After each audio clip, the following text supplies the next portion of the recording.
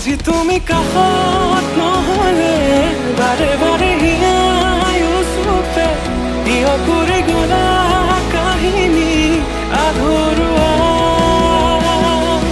নাহিবা উভতি আকৌ এবাৰ কান্দিব নোৱাৰো প্ৰতিভা তুমি বিনে থাকিব পাৰিম ময়ো জীয়া